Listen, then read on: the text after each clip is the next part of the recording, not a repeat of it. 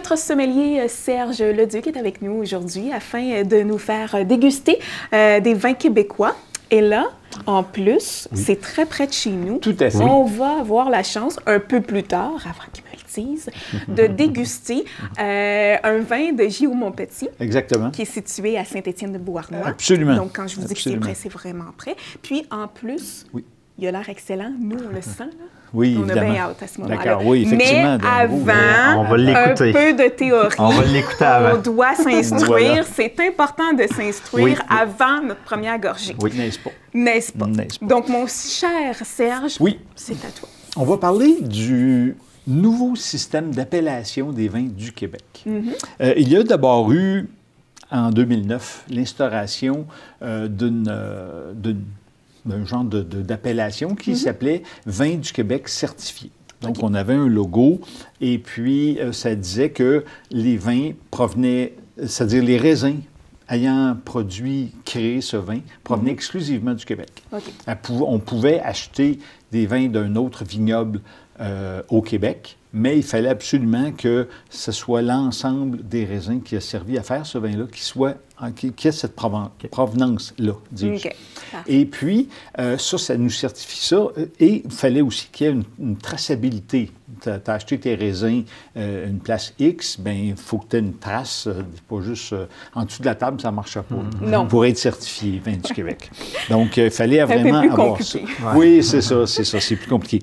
Et puis, l'embouteillage devait aussi se faire au domaine. Et ce n'est pas cependant tous les producteurs qui ont embarqué dans ça, parce que, bon, évidemment, qui dit une norme à suivre, il y a des coûts, parce qu'il faut payer pour se faire suivre, si on veut, pour qu'on puisse avoir la norme en question. Et puis, ça, c'est en 2009. Là, après ça, en 2017, on a voulu aller un petit peu plus loin avec la création de l'indication géographique protégée. Ça, c'est une marque, une appellation, dis-je, qu'on va utiliser en Europe aussi, avec différentes appellations, c'est surtout plus régional comme IGP Sud-Ouest et IGP Bordeaux. Ce genre d'appellation-là, où on va avoir, ça nous garantit que les raisins proviennent de cette région-là. Donc là, on voulait s'adapter à une norme, si on veut, plus internationale. Donc, en 2017, on s'est mis vraiment à penser à ça, mettre les règles en place, qui sont quand même calquées pas mal sur celles des vins du Québec certifiés. Et en 2018, soit le 17 novembre 2018, donc c'est tout récent, le décret ministériel a été déposé et donc les producteurs peuvent utiliser la mention IGP, Vin du Québec. La grosse différence, c'est qu'auparavant, la certification s'effectuait par d'autres vignobles, d'autres vignerons du Québec qui s'assuraient de faire la vérification de tout ça. Alors que là, depuis novembre 2018, c'est le MAPAC qui va faire cette certification-là. Donc, ça a été remis dans les mains gouvernementales de façon à avoir aussi une plus grande impartialité, je dirais. Donc, étant donné que ce n'est pas des vignerons qui sont fonctionnaires, et à ce moment-là, ça donne ça peut éviter de la chicane, si on veut. Qu'un vigneron dise non, mais c'est parce que voilà, c'est des autorités indépendantes. Et donc, c'est plus facile. Et puis, c'est aussi une belle reconnaissance. Donc, un Français qui arrive ici puis il voit indication géographique protégée, bien, il sait ce que ça veut dire. Donc, ça assure tout le monde, tous les consommateurs, de pouvoir s'assurer que l'ensemble des raisins qui servaient à faire ce vin-là proviennent du Québec. Donc, parce que, évidemment, il y en avait, puis encore aujourd'hui, il y a certains vignobles qui achètent des raisins d'ailleurs ou des vins d'ailleurs, puis ils l'assemblent avec leur vin à eux. Ici. Exactement.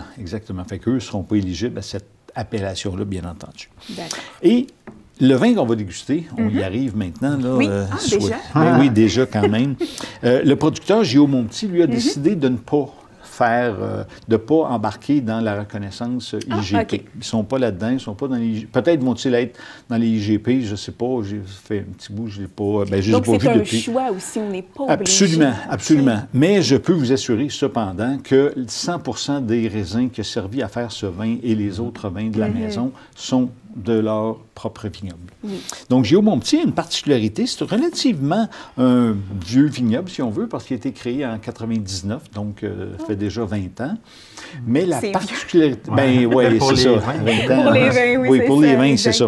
Mais la particularité, c'est qu'ils ont commencé à faire du vin seulement qu'en 2003, donc après avoir laissé les vignes vieillir un peu. Mais le plus, en tout cas, moi, c'est le bout qui m'impressionne le plus, c'est que le premier vin qui a été commercialisé a été seulement qu'en 2007. Donc, 8 ans après la plantation des premières vignes. Donc, c'est tout à l'honneur de M. Montpetit d'avoir dit, non, moi, quand on va commercialiser les vins, je vais les aimer. Puis c'est normal parce qu'au début, les vignes sont jeunes, ça donne... Bon, puis les vignerons ont peu ou pas d'expérience. Tu as beau engager des œnologues pour t'aider, il en demeure pas moins que tes vignes, ça ne fait pas vieillir plus. Ouais, c'est vrai. Donc, en ayant une première production de vin en 2007, à ce moment-là, les vins plaisaient à M. Montpetit, c'est ce qu'on m'a raconté là, dans l'histoire, j'ai aucun doute là-dessus. Au niveau des cépages, relativement peu, on a du Sainte-Croix, du Général Maréchal Foch, dis-je, en rouge, on a aussi du Vandal-Clich et du Prairie-Star en blanc. Donc avec ça, on produit au total 10 vins, soit 2 rouges, 2 blancs, un rosé, un mousseux, un vin muté, 2 vendanges tardives et un vin de glace. Donc, ça fait quand même une belle palette, là. Et puis, quand on va chez eux, bon, la boutique de l'extérieur est vraiment bien, qui sert aussi de chai, une partie à l'extérieur, bien, à l'intérieur, dis-je, où on a les cuves. La boutique intérieure est vraiment très jolie. On a une belle terrasse aussi, sur laquelle on peut prendre... Oui, évidemment. À ce temps-ci, c'est moins propice. On vous la conseille moins. Attendez un peu. Un peu moins, oui, exactement. Exactement. Donc, ce qu'on va déguster, c'est le Montpailly. 2017, juste avant une petite parenthèse, tous leurs vins débutent par Mont. Pour Montpailly, si M. Montpetit est un séparatiste, et puis Montpailly, c'est pour Montpailly, mon pays. Voilà, Mondelaine, ça fait rapport avec sa grand-mère qui s'appelait Madeleine, c'est Mondelaine. Il y a tous des acronymes comme ça avec le moment. Il y a une petite tranche d'histoire derrière ça. Ben oui, écoute. Donc, on peut voir que le vin, c'est d'ailleurs très intense comme couleur. Si on met ses doigts derrière, on ne voit pas du tout. Là. Fait que ça, on a un beau rubis très intense. Au nez, on a un petit peu une petite note boisée, des fruits noirs. Les fruits noirs sortent beaucoup aussi. Oui, effectivement, quelque chose de bien. Très, en tout cas, ça donne le goût de le boire. Ben, c'est ce que j'allais dire. On y va. Très bon. Oui. Effectivement, toi qui aimes le rouge, en plus. Oui. Donc, définitivement. On a quand même en bouche quelque chose d'intéressant. Beaucoup de matière. Une belle acidité en même temps, ça mord un petit peu. Donc, ça nous donne une grande panoplie de choix de... Oui, c'est ça, d'accompagnement, en effet. Donc, on aurait de la viande rouge, bien sûr. Ça pourrait être très agréable. Ça pourrait être aussi des plats en sauce tomatée, avec l'acidité qu'on a là. Donc, l'acidité, dis-je, la tomate ferait en sorte qu'on aurait quelque chose de très agréable. Je pense à un veau parmigiano, par exemple. Oui. Ça serait bon. Ça serait bon. Une lasagne, des pâtes en sauce tomate aussi. Ce serait un bel accord. Puis je mettrais un petit peu d'épices dans la sauce pour que ça soit bien en accord avec ça. Oui, Serge est en train de cuisiner. Non, je ne fais pas de cuisine, en tout cas pas là. J'en ai fait en fin de semaine avec les marmitons, mais ça, c'est une autre histoire. Un très, très beau menu, mais enfin. Oui, voilà. Donc, un beau vin, très intéressant. C'est intéressant aussi d'aller les visiter, comme je mentionnais tantôt, une belle boutique, quelque chose de vraiment très bien.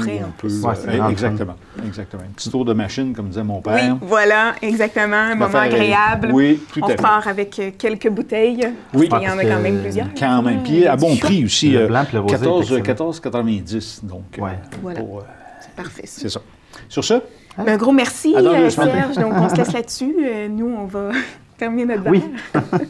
Puis, Serge, on se revoit dans 2 semaines. Au plaisir.